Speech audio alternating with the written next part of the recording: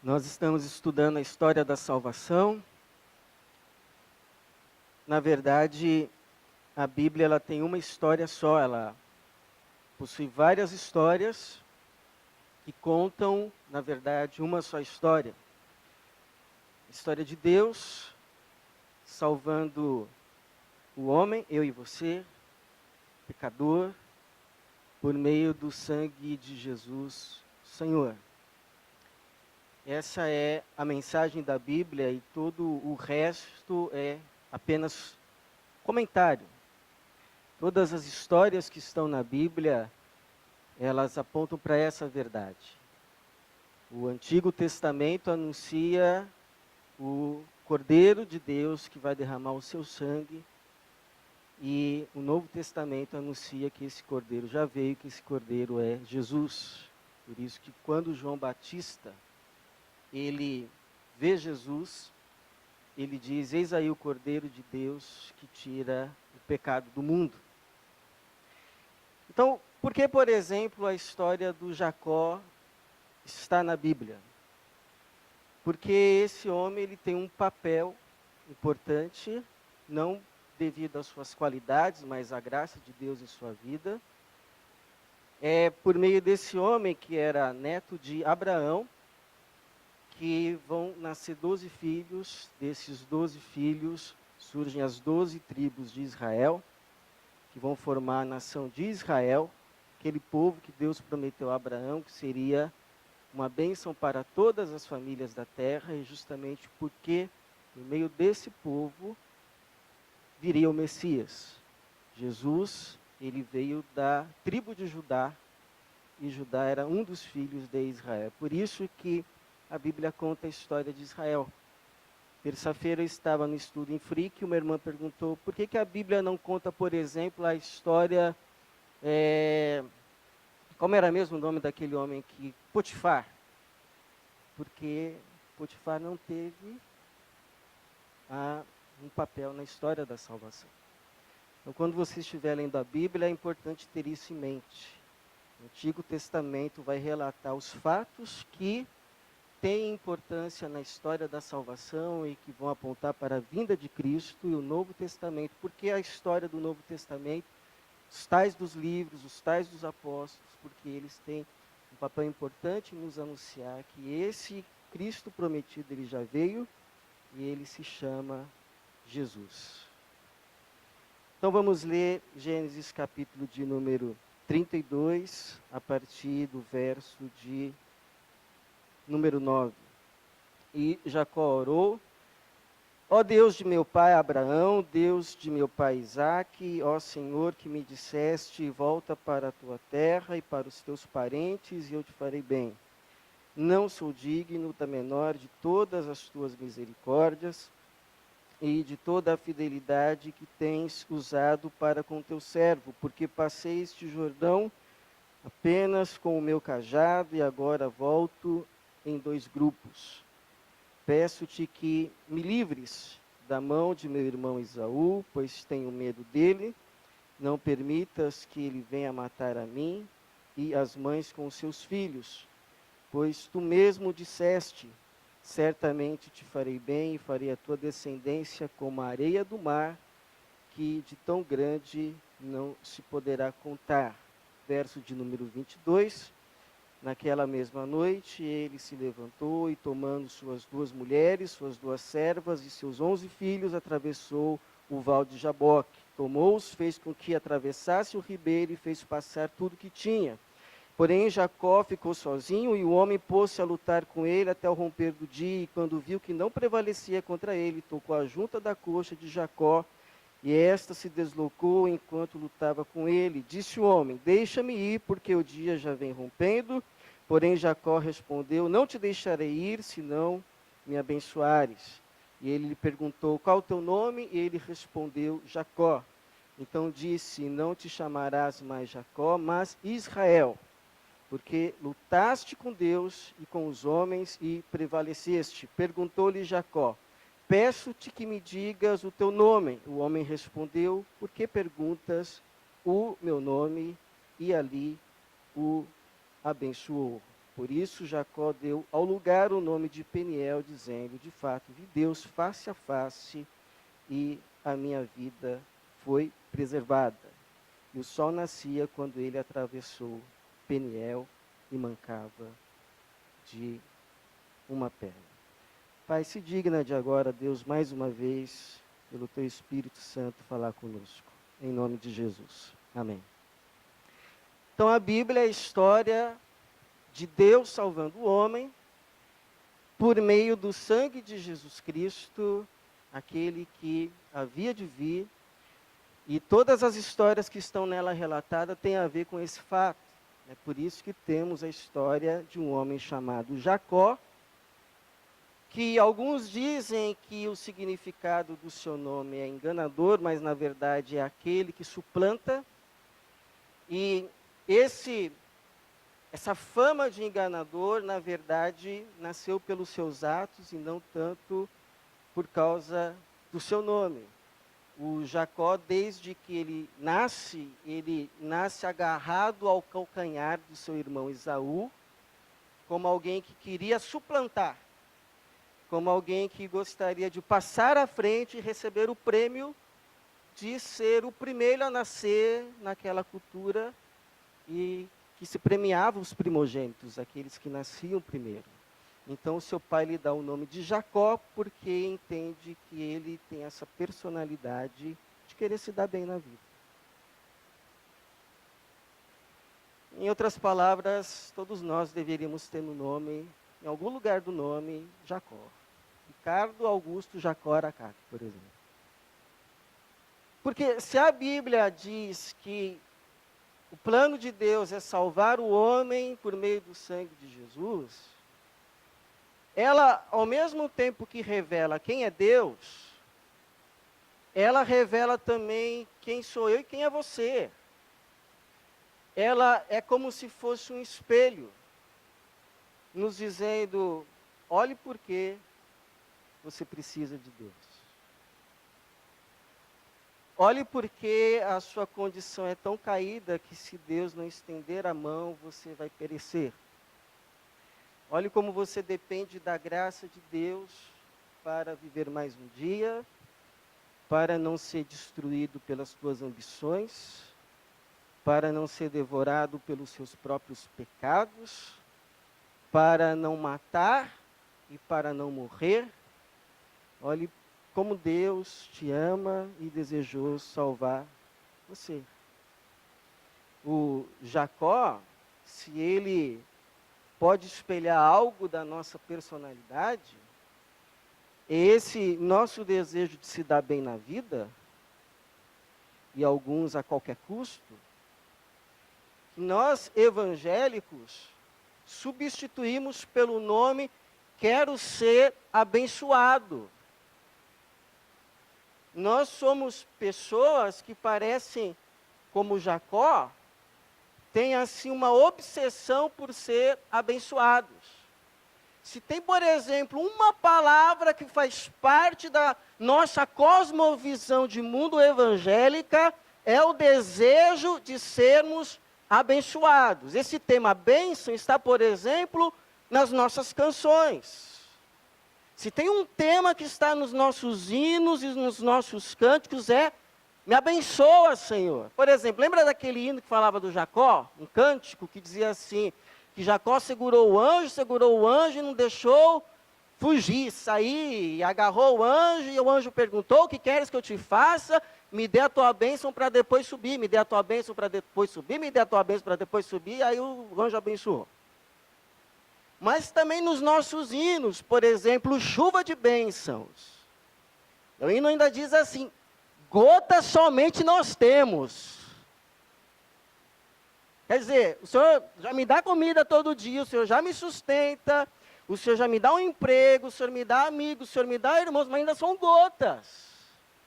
Chuvas rogamos a Deus. Então esse negócio, eu quero ser abençoado, é só um sinônimo no mundo evangélico para eu quero me dar bem, e por favor, Deus, o Senhor existe para quê, se não me ajudar? Me abençoe. Eu vou à igreja, de vez em quando eu oferto, eu canto lá no louvor, e eu estou buscando o Senhor, E tem um lado bom, porque de fato nós dependemos de Deus. Mas o problema é quando nós damos à palavra bênção um significado que não é bíblico. Por exemplo, para nós o que é bênção é sermos livres dos nossos problemas que nos incomodam, que Deus realize cada um dos nossos planos e sonhos, e que Deus mude as circunstâncias externas que nos causam dor. Isso para nós é ser abençoado. E se você ter uma ideia, o Jacó era tão obcecado por ser abençoado, que na história dele, que vai do capítulo de número 25 até o 50 do Gênesis, aparece a palavra bênção, ou uma derivação da palavra bênção, 42 vezes.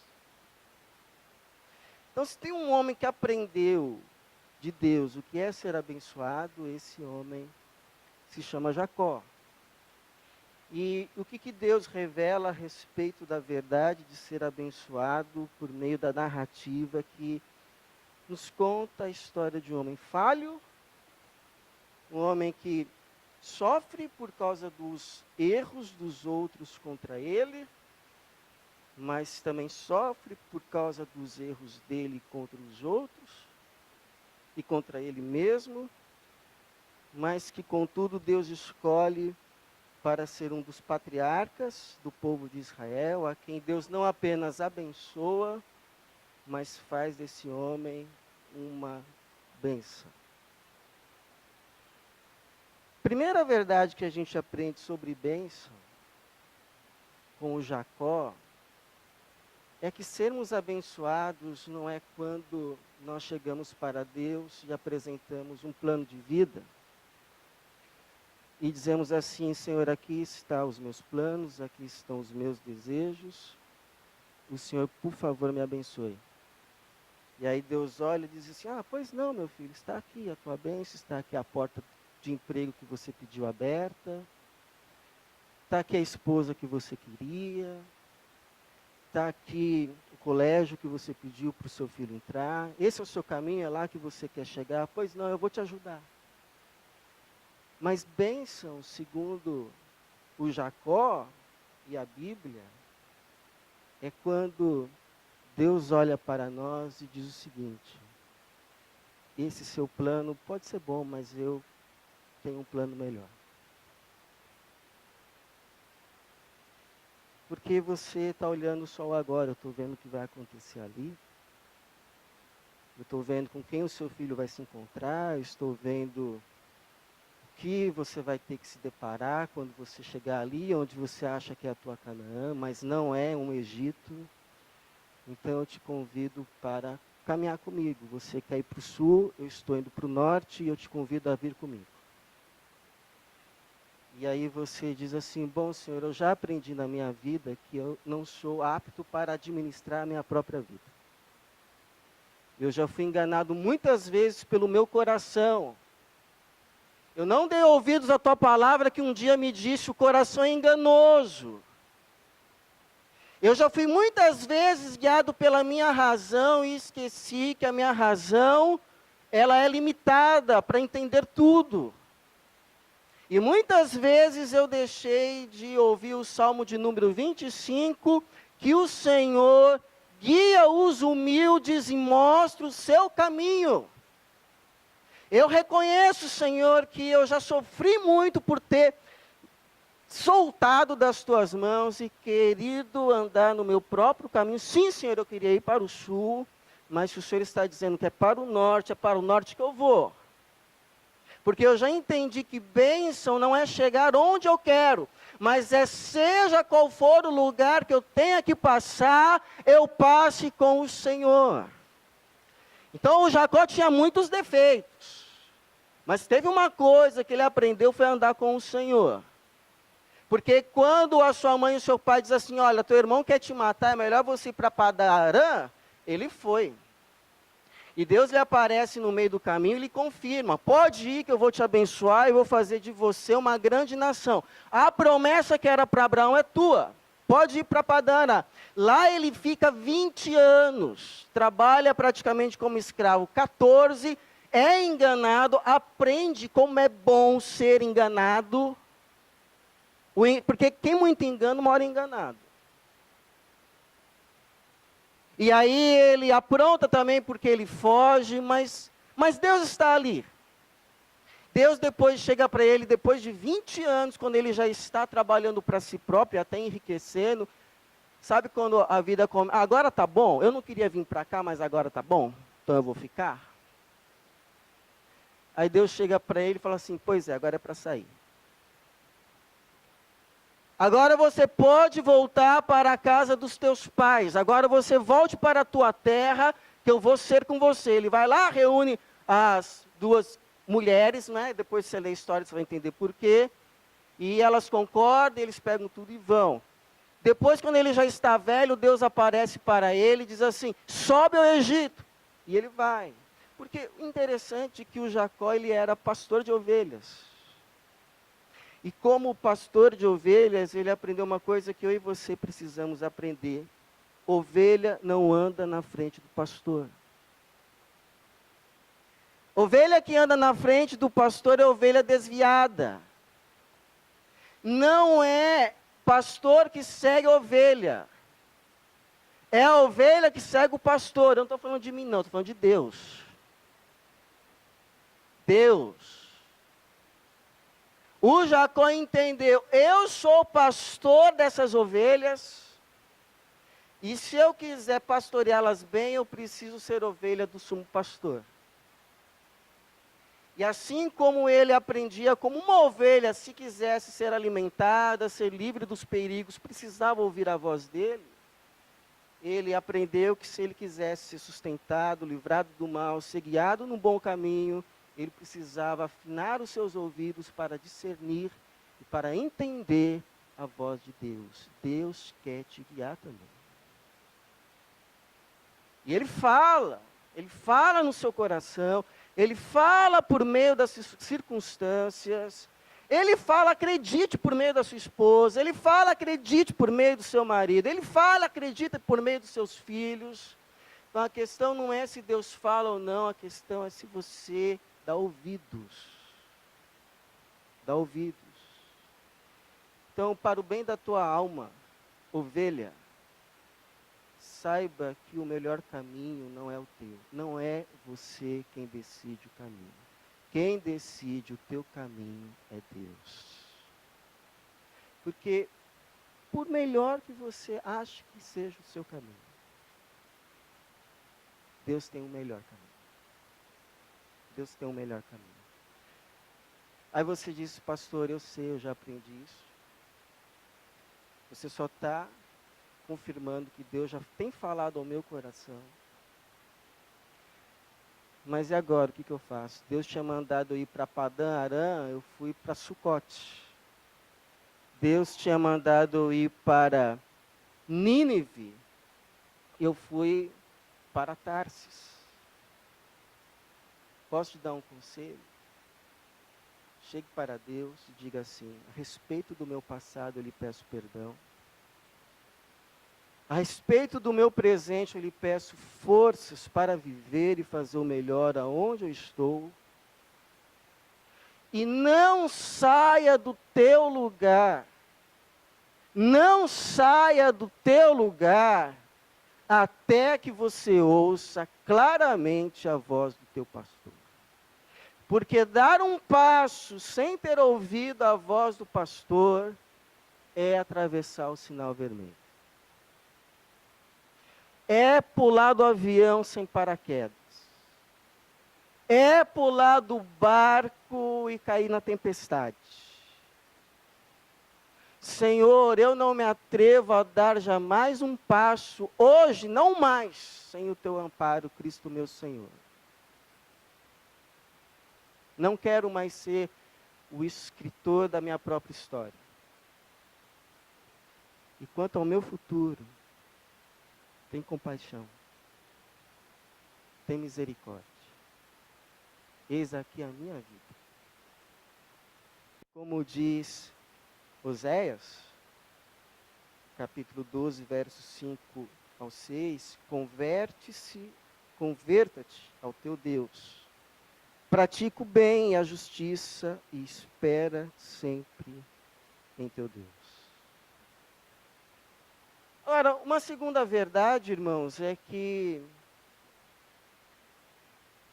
ser abençoado significa não tanto ter as circunstâncias externas da vida mudadas, mas às vezes até por meio das circunstâncias externas da vida que não mudam, ser mudado, ser transformado, ser levado de Jacó para Israel. Porque, posso te falar uma coisa, não tem o maior engano ou o pior engano do que ser enganado a respeito de si próprio. Você pensar que é alguém e, na verdade, aos olhos de Deus, ser outro alguém. Então, por exemplo, se tem uma oração que de vez em quando eu faço, é assim: Senhor, não me deixe estar enganado a respeito de mim mesmo. Não deixe para revelar de fato quem eu sou no dia do juízo. Não, eu te peço que o Senhor me revele de fato quem eu sou hoje, para que eu tenha tempo de encontrar lugar de arrependimento. E que aquilo que está em mim e que não deveria estar, o Senhor transforme. Porque eu sei que muito sofrimento que eu tive na vida foi por minha causa mesmo. Interessante essa história aqui do Jacó que nós lemos. Ele está para encontrar-se com o seu irmão, a sua alma está angustiada. Ele está com medo que o seu irmão se vingue. E aí ele vai orar, ele diz: Senhor, eu não sou merecedor da tua bênção, mas o Senhor disse, eu ouvi a tua voz, eu saí te seguindo, agora eu estou vivendo essa situação, esse problema. E aí Deus o visita por meio de um anjo, e ele luta com esse anjo, Deus se deixa vencer pelo Jacó, numa simbologia ali que o tempo todo ele não estava lutando com Esaú, ele estava lutando com Deus. Porque sabe aqueles encontros que você gostaria de evitar? Sabe aquela situação mal resolvida que ficou atrás? E Deus fica te tocando, você precisa resolver aquilo. Né? Aquilo não está bem resolvido. Você, se quiser chegar onde eu quero que você chegue, precisa resolver. Lembra o que Jesus disse antes de apresentar a tua oferta? Se lembrares que tem algo contra alguém, vai, reconcilia-te com teu irmão, depois vem e apresenta a tua oferta. Então é aqueles encontros. E ele fica lutando com Deus, eu não quero, eu não quero, eu não quero. E aí Deus vem, pois é, você está lutando é comigo, não é com teu irmão. E aí na verdade, Deus em forma de homem, ele vai lá e toca na coxa do Jacó, como quem dissesse assim: olha, você quer se tornar Israel? Então você não vai mais poder ficar resolvendo as coisas desse jeito que você sempre resolve. Você engana e depois sai correndo. Então você não vai mais sair correndo, até porque você vai andar agora mancando. Mas é melhor um Israel manco do que um Jacó corredor de 100 metros. E aí o texto vai dizer assim: então disse, verso 28, não te chamarás mais Jacó, mas Israel, porque lutaste com Deus e com os homens e prevaleceste. E aí o verso 31 diz assim: e o sol nascia quando ele atravessou Peniel e mancava de uma perna. Interessante, o sol nascia, não é? Você pode imaginar assim, como se fosse aquelas cenas de filme, a silhueta do Jacó mancando, aquele que enganava e depois saia correndo. saiu correndo de Esaú, saiu correndo de Labão. Agora, em vez de sair correndo de Esaú, vai mancando ao encontro de Esaú. E aí o sol nascendo, como quem dissesse, começou um novo dia.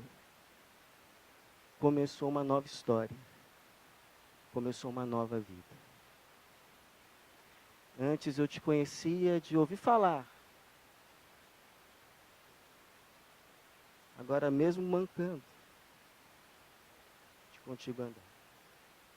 Pois é, meu filho, é assim mesmo. Então vamos.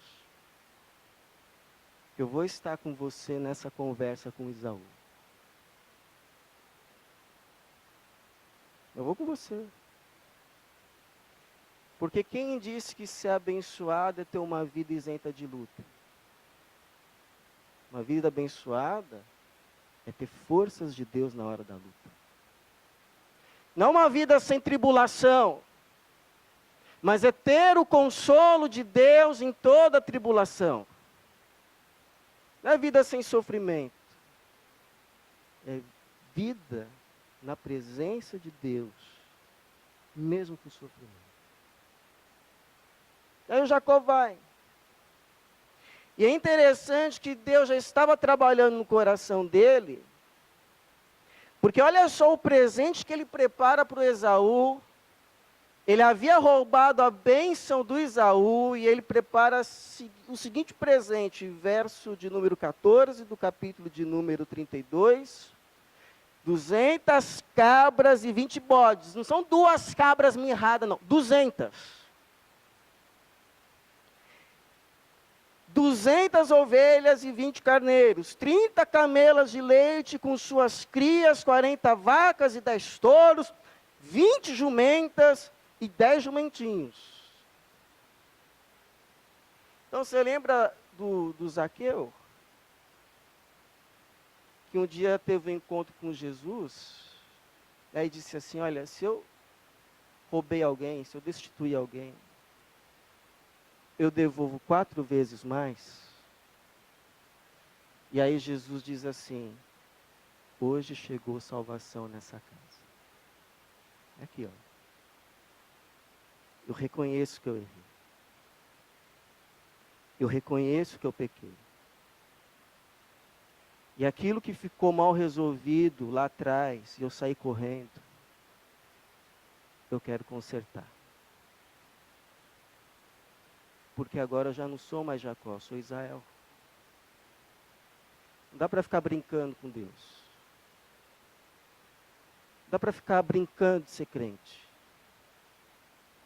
Ou se tem uma nova vida expressa em novas atitudes, ou é Jacó ainda. É Jacó. Ouve Deus, vê Deus, é abençoado por Deus, mas ainda é Jacó. E aí ele faz isso, olha só como a gente faz um fantasma com as coisas, né, na hora de fazer a vontade de Deus. Deus fala o que tem que ser feito, e a gente fala, não, Senhor, mas se eu fizer isso, a casa cai. Se eu confessar esse pecado, aí acabou a minha vida. Na verdade, são fantasmas que não existem. Então ele achava, olha só a oração dele antes de se encontrar com Esaú. Verso 11 do 32.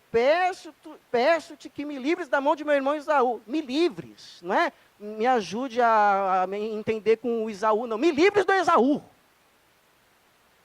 Quem sabe o Esaú, sei lá, não tem um ataque cardíaco nesse meio do caminho, aí não aparece. Me livra do Esaú. Pois tenho medo dele, não permitas que ele venha matar a mim e as mães com seus filhos. Quer dizer, uma tragédia que ele estava esperando que ia acontecer. Mas não tinha mais jeito, mancava agora, entendeu? Deus transformou em Israel, vai ter que se encontrar com o bendito do Esaú. Aquele que ele roubou a bênção 20 anos atrás. Vai ter que resolver para continuar caminhando com Deus. Porque tem hora que é assim, irmão. Deus vai levando em banho-maria, Deus vai levando em banho-maria. Banho-maria, vai passando os anos. Chega uma hora e fala, e aí, meu filho, vai ser Israel ou vai ser Jacó? Não, eu quero ser Israel. Pois é, então vamos consertar algumas coisas. Vamos arrumar. Vamos fechar as lacunas. Para que não tenham que te acusar.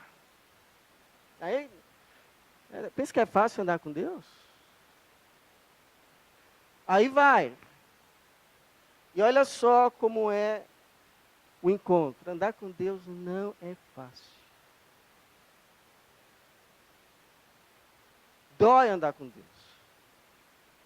Dói. Mas a dor não é maior do que a glória. Porque olha o que acontece. Olha o que acontece. Jacó, capítulo 33, verso 1, levantou os olhos e viu que Esaú estava vindo com 400 homens. Então repartiu os filhos entre Léia, Raquel e as duas servas. Pôs as servas e seus filhos na frente, depois Léia e seus filhos, e Raquel e José por último. Aí parece que ele vai ficar lá por último, né? Quer dizer, se atacar lá eu fujo. Não, agora não é mais Jacó, gente. Agora é Israel. Olha só, ele mesmo passou à frente deles, ou seja, não são os outros que resolvem os meus pepinos, sou eu.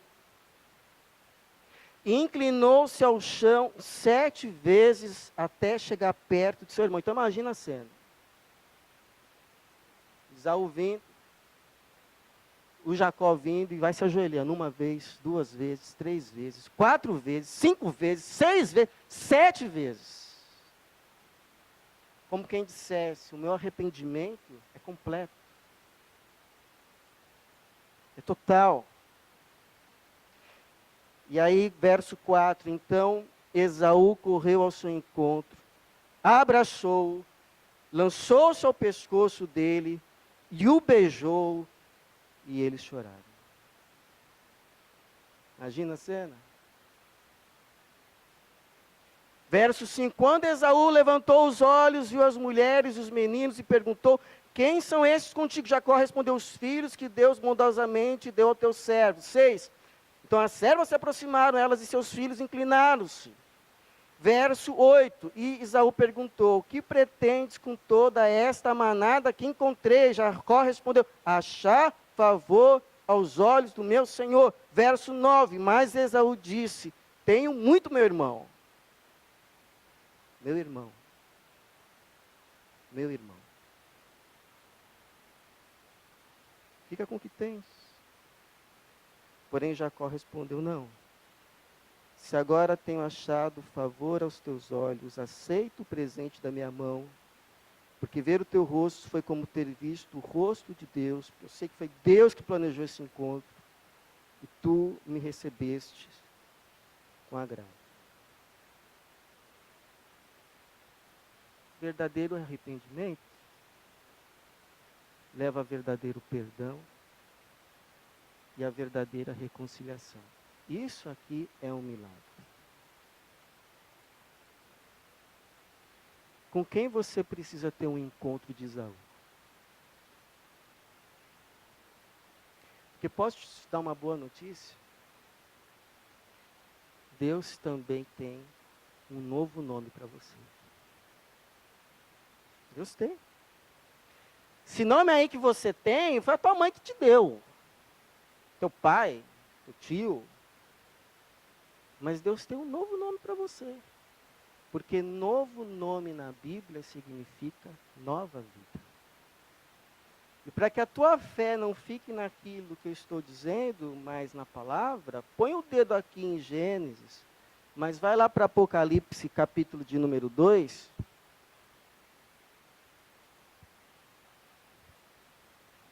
Verso de número 17, que diz assim, quem tem ouvidos, ouça o que o Espírito diz às igrejas.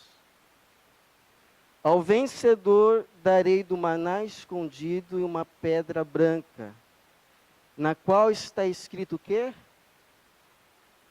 Um novo nome, que ninguém conhece a não ser aquele que o recebe.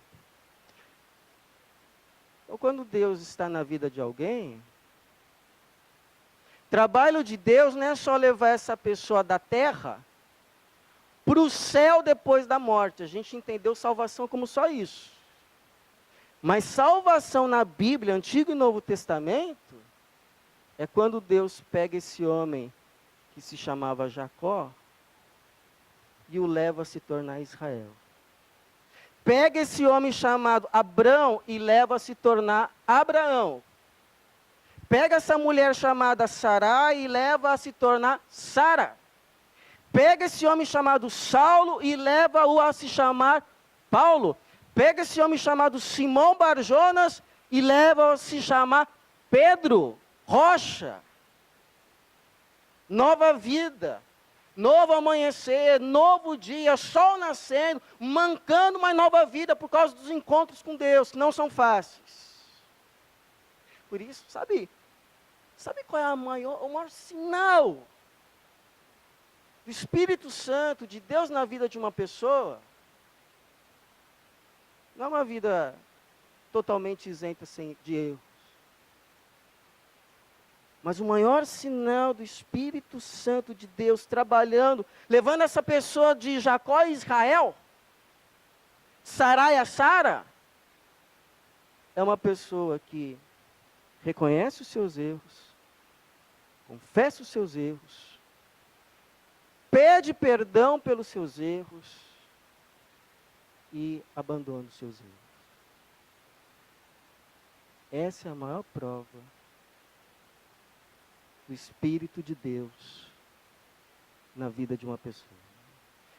Então, gente que acha que está sempre certa, alguma coisa, ou é um santo fazendo hora extra, um santo ou uma santa fazendo hora extra, ou é um diabo, uma diaba, sempre certa. Briga 10 vezes com o esposo, as 10 vezes ela acha que está certa.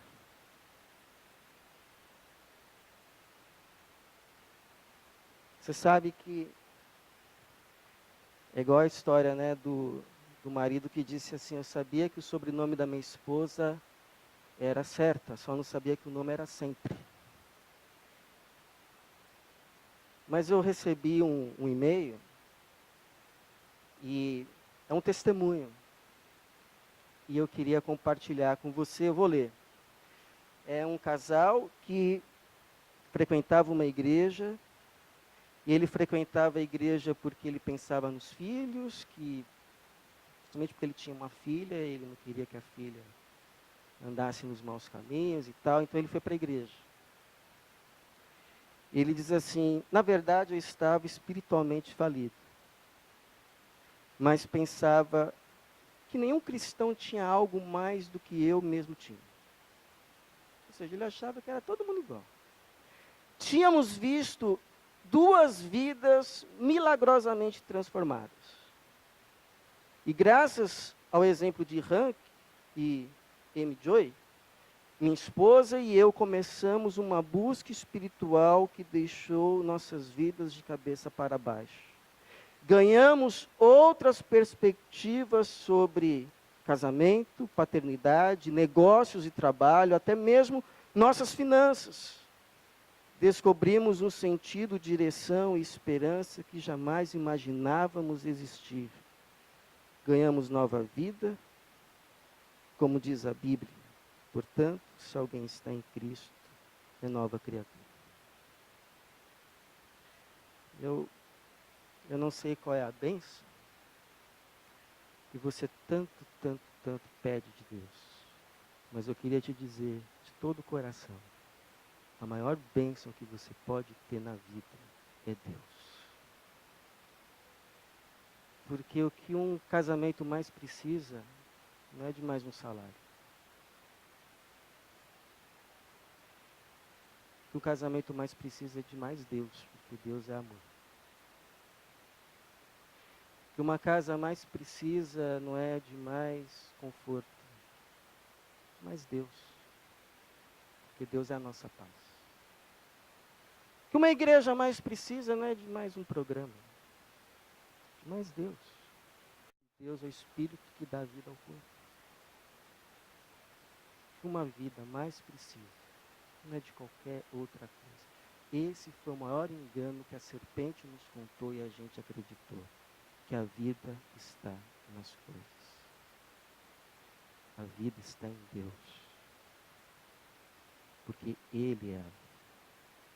Quem está em Deus está na alegria, está no amor, está na vida. Que você então ande diante dele. E que ele, o Deus de Abraão, o temor de Isaac, o pastor de Jacó que se tornou Israel, seja com você em todos os teus caminhos e te abençoe com a bênção do céu. Amém. Amém. Vamos colocar de pé e vamos